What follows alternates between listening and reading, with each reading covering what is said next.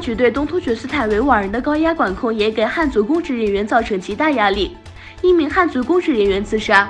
2018年初，中国政府在东突厥斯坦发动的结对认亲运动再次扩大规模，当局派遣逾100万共产党干部、政府官员以及公立单位员工入驻维吾尔穆斯林家中，对他们进行思想灌输，并且观察是否有宗教极端主义迹象。根据中国官方报道，共有110多万干部职工与160多万户群众结对认亲。和田地区一位公职人员告诉韩东，他的一位男同事因跟维族人结亲入户，没时间照顾瘫痪在床的父母。一次，他因妻子生产期间在医院没人照顾，向单位请假，领导却不予批假，这令他感到十分痛苦。常年无法摆脱的政治任务让他感到没有人身自由，家里的难处与矛盾也越来越大，无法解决，他变得越来越抑郁。他单位人对他不管不问，最终他因精神压力太大上吊自杀。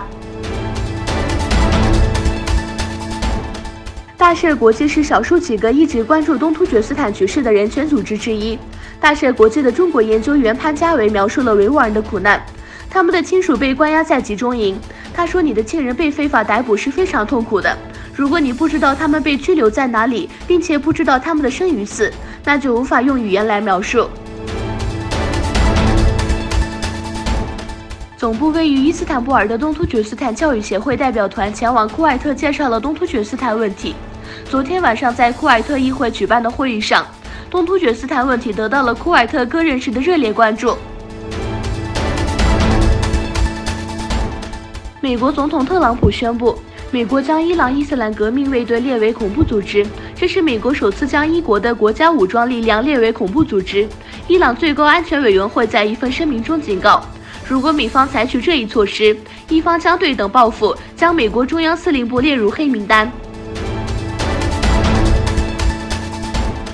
埃尔多安总统和俄罗斯总统弗拉基米尔·普京在克林姆林宫会面。埃尔多安在会晤之前发表了简短的讲话，他表示，土耳其和俄罗斯高级别合作委员会第8次会议上，